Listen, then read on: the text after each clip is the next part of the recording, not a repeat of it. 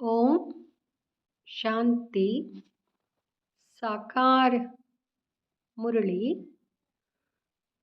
2 दिसंबर 2025 सुनेंगे ईश्वरीय महावाक्यों को विस्तार से।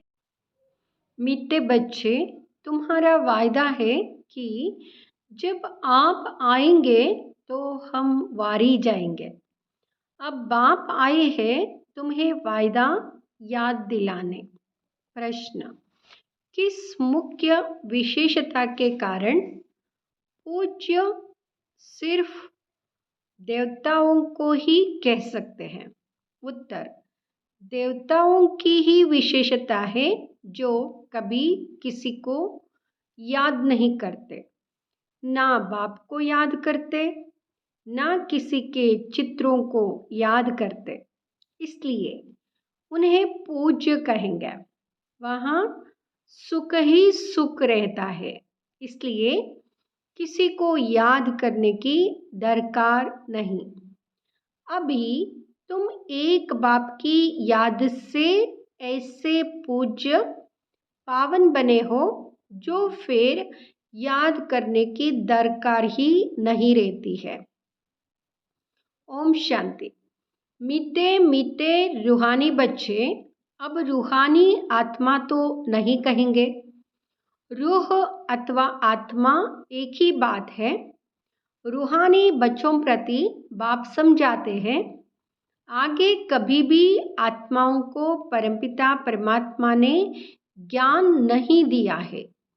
बाप खुद कहते हैं, मैं एक ही बार कल्प के पुरुषोत्तम संगम युग पर आता हूँ, ऐसे और कोई कह ना सके।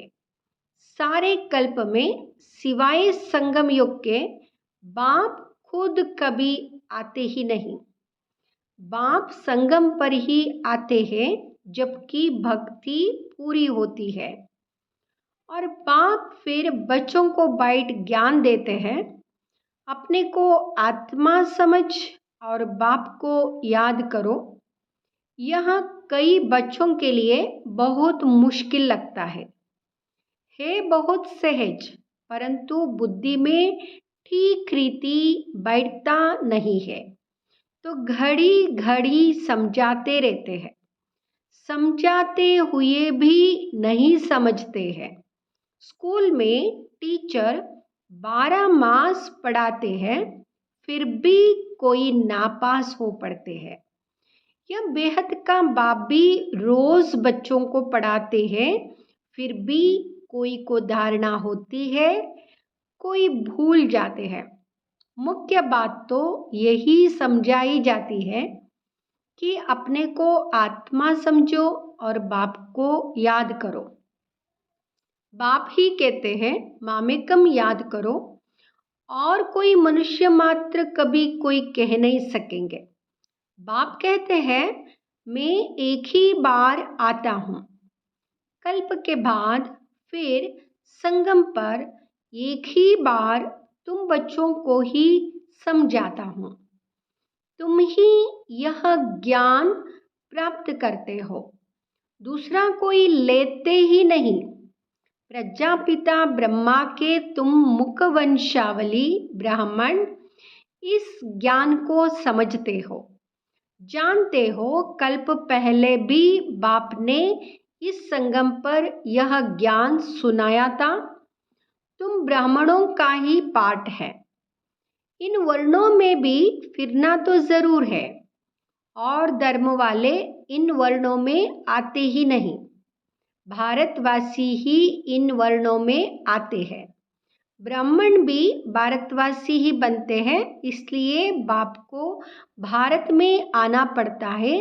तुम हो प्रजापिता ब्रह्मा के मुखवंशावली ब्राह्मण। ब्राह्मणों के बाद फिर है देवताएं और क्षत्रिय। क्षत्रिय कोई बनते नहीं है, तुमको तो ब्राह्मण बनाते हैं, फिर तुम देवता बनते हो। वही फिर धीरे धीरे कला कम होती तो उनको क्षत्रिय कहते हैं। क्षत्रिय ऑटोमेटिकली बनना है। बाप तो आकर ब्राह्मण बनाते हैं, फिर ब्राह्मण से देवता, फिर वही क्षत्रिय बनते हैं। तीनों धर्म एक ही बाप अभिस्थापन करते हैं। ऐसे नहीं कि सतयुग त्रेता में फिर आते हैं। मनुष्य ना समझने के कारण कह देते सतयुग त्रेता में भी आते हैं। बाप कहते मैं युगे युगे आता नहीं हूँ, मैं आता ही हूँ एक बार कल्प के संगम पर तुमको ब्राह्मण बनाता हूँ प्रजापिता ब्रह्मा द्वारा। मैं तो परमधाम से आता हूँ। अच्छा, ब्रह्मा कहाँ से आता है? ब्रह्मा तो 84 जन्म लेते हैं, मैं नहीं लेता हूँ। ब्रह्मा सरस्वती जो ही विष्णु के 2 रूप लक्ष्मी नारायण बनते हैं, वही 84 जन्म लेते हैं। फिर उनके बहुत जन्मों के अंत में प्रवेश कर इनको ब्रह्मा बनाता हूँ। इनका नाम ब्रह्मा मैं रखता हूँ। यहाँ कोई इनका नाम अपना नहीं है। बच्चे का जन्म होता है तो छठी करते हैं, जन्मदिन मनाते हैं। इनकी जन्म पत्रिका नाम तो लेख राज था, वह तो छोटेपन के था, अभी नाम बदला है, जबकि इनमें बाप ने प्रवेश किया है संगम पर। सो भी नाम बदलते तब है जबकि यह वानप्रस्थ अवस्था में है। वह सन्यासी तो घर बार छोड़ चले जाते हैं तब नाम बदलता है, यहाँ तो घर में ही रहते हैं। इनका नाम ब्रह्मा रखा क्योंकि ब्राह्मण चाहिए ना। तुमको अपना बनाकर पवित्र ब्राह्मण बनाते हैं। पवित्र बनाया जाता है, ऐसे नहीं कि तुम जन्म से ही पवित्र हो। तुमको पवित्र बनने की शिक्षा मिलती है। कैसे पवित्र बने, वहाँ है मुख्य बात। तुम जानते हो कि भक्ति मार्ग में पूज्य एक भी हो नहीं सकता। मनुष्य गुरुओं आदि को माथा टेकते हैं क्योंकि घर बार छोड़ पवित्र बनते हैं। बाकी उनको पूज्य नहीं कहेंगे। पूज्य वहाँ जो किसको भी याद ना करे। सन्यासी लोग ब्रह्म तत्व को याद करते हैं ना, प्रार्थना करते हैं। सतयुग में कोई को भी याद नहीं करते। अब बाप कहते हैं तुमको याद करना है एक को, वह तो है भक्ति। तुम्हारी आत्मा भी गुप्त है, आत्मा को यथार्थ रीति कोई जानते नहीं। सतयुग त्रेता में भी शरीरधारी अपने नाम से पाठ बजाते हैं। नाम बिगर तो पाठधारी हो ना सके। कहाँ भी हो शरीर पर नाम जरूर पड़ता है। नाम बिगर पाठ कैसे बजाएंगे? तो बाप ने समझाया है, भक्ति मार्ग में गाते हैं, आप आएंगे तो हम आपको ही अपना बनाएंगे, दूसरा ना कोई। हम आपका ही बनेंगे। यह आत्मा कहती है। भक्ति मार्ग में जो भी देहदारी है, जिनके नाम रखे जाते हैं, उनको हम नहीं पूजेंगे। जब आप आएंगे तो आप पर ही कुर्बान जाएंगे। कब आएंगे यह भी नहीं जानते। अनेक देहदारियों की, नामदारियों की पूजा करते रहते हैं। जब आधा कल्प भक्ति पूरी होती है तब बाप आते हैं, कहते हैं तुम जन्म जन्मांतर कहते आए हो, हम तुम्हारे बिगर किसको भी याद नहीं करेंगे, अपनी देह को भी याद नहीं करेंगे। परंतु मुझे जानते ही नहीं है तो याद कैसे करेंगे? अब बाप बच्चों को बैठ समझाते हैं, मीठे मीठे बच्चों, अपने को आत्मा समझो और बाप को याद करो। बाप ही पतित पावन है, उनको याद करने से तुम पावन सतो प्रदान बन जाएंगे। सतयुग त्रेता में भक्ति होती नहीं। तुम कोई को भी याद नहीं करते, ना बाप को ना चित्रों को। वहां तो सुख ही सुख रहता है। बाप ने समझाया है, जितना तुम नज़दीक आते जाएंगे, कर्मातीत अवस्था होती जाएगी। सतयुग में नई दुनिया, नए मकान में खुशी भी बहुत रहती है। फिर 25% पुराना होता है। फिर 25% पुराना होता है, तो जैसे स्वर्ग ही भूल जाता है।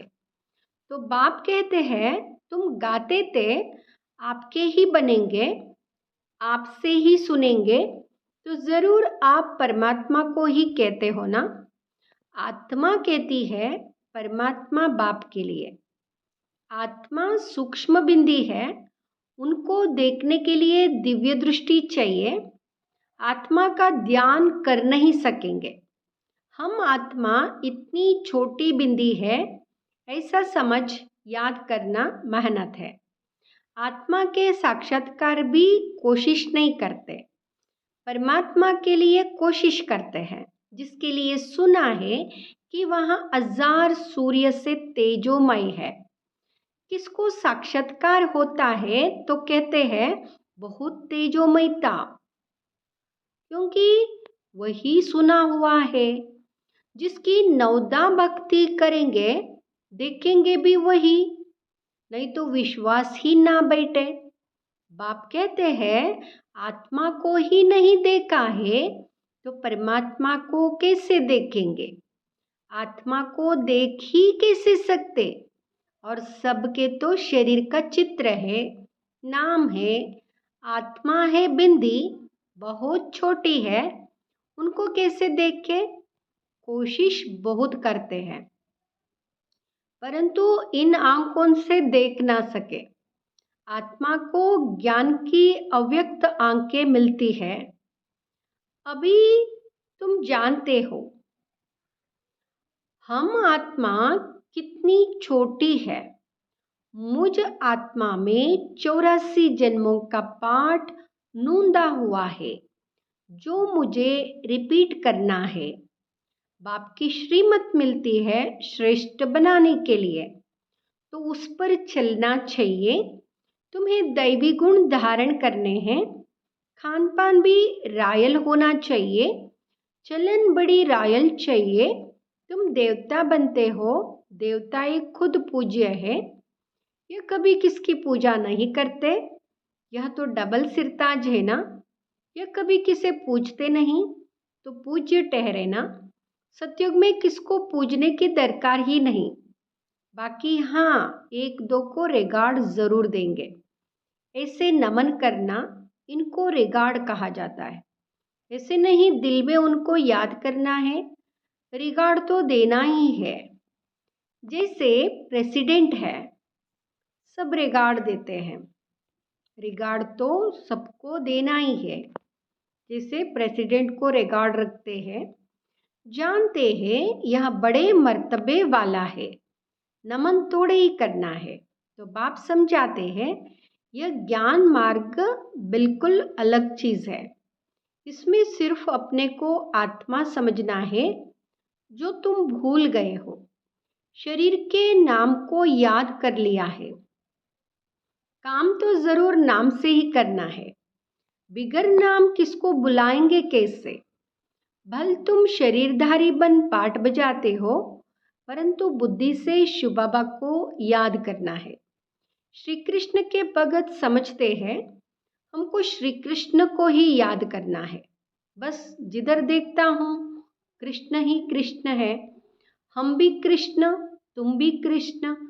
अरे तुम्हारा नाम अलग, उनका नाम अलग। बाबा कहते तुम्हारा नाम अलग, उनका नाम अलग। सब कृष्ण ही कृष्ण कैसे हो सकते। सबका नाम कृष्ण थोड़े ही होता है, जो आता सो बोलते रहते हैं। अब बाप कहते हैं भक्ति मार्ग के सब चित्रों आदि को भूल एक बाप को याद करो। चित्रों को तो तुम पतित पावन नहीं कहते, हनुमान आदि पतित पावन थोड़े ही है।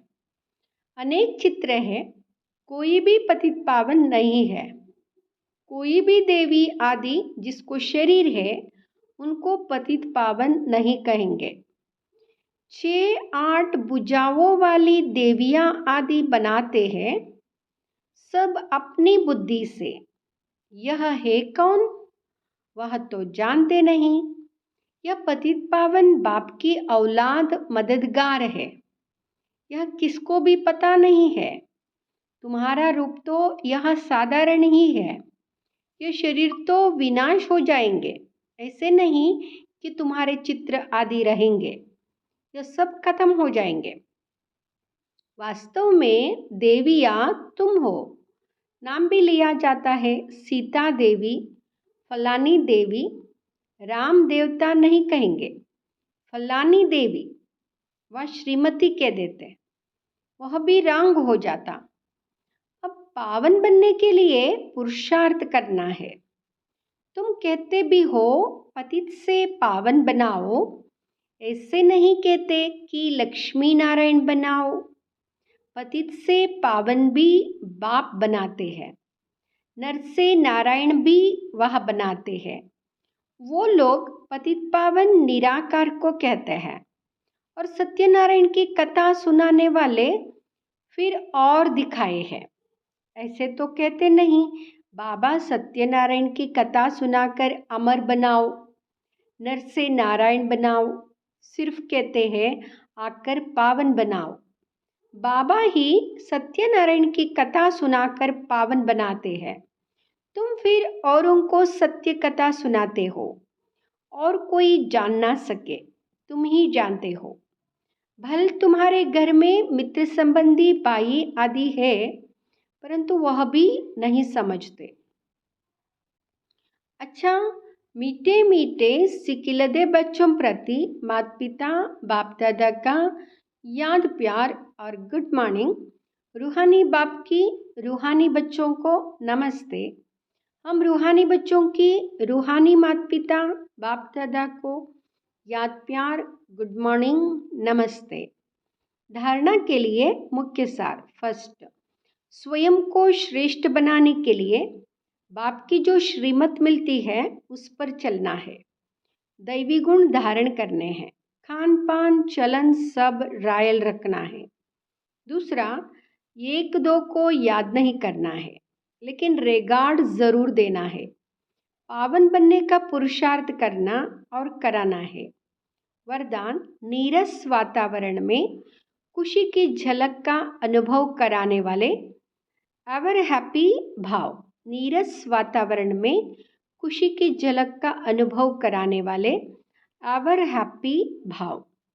एवर हैप्पी अर्थात सदा खुश रहने का वरदान जिन बच्चों को प्राप्त है, वह दुख की लहर उत्पन्न करने वाले वातावरण में, नीरस वातावरण में, अप्राप्ति का अनुभव कराने वाले वातावरण में सदा खुश रहेंगे और अपनी खुशी की झलक से दुख और उदासी के वातावरण को ऐसे परिवर्तन करेंगे जैसे सूर्य अंधकार को परिवर्तन कर देता है।